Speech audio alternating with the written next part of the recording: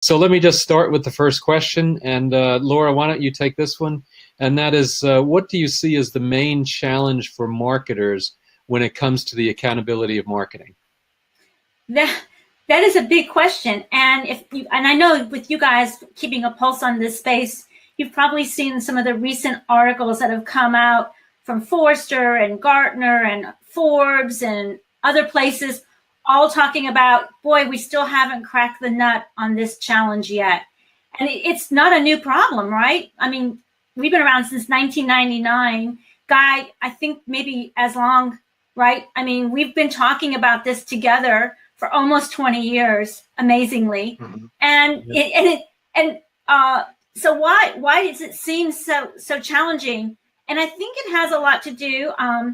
We have more data today than ever before, and people are more involved in looking at the numbers than ever before.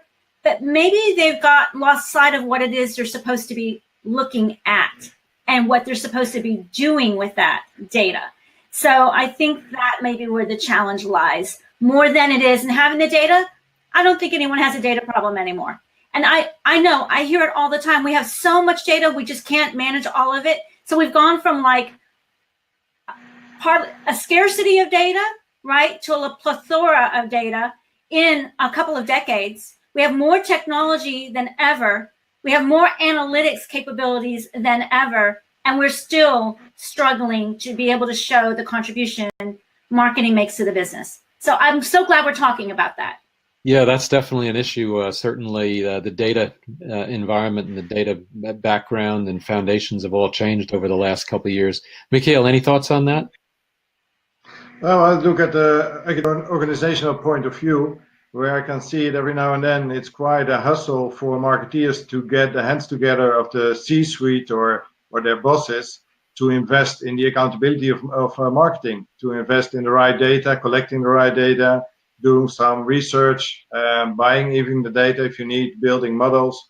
I even had a client who said to me, "Why bother, Michiel? I would like to invest in another advertising in a newspaper." And I said, "Okay, but in a couple of months, you would like me to have a better plan than I have now. So I need to invest in investigating the right measurements for the marketing activities in order to improve our plan." And then he understood. He said, "Yeah, you're right." Yeah, that's a very good point, is making sure that the plan is also not only executable once, but can be improved upon as time moves forward, as you want to repeat your investment in marketing. I echo that. I think Mikhail's right. And, I think it all starts with the plan or the lack thereof.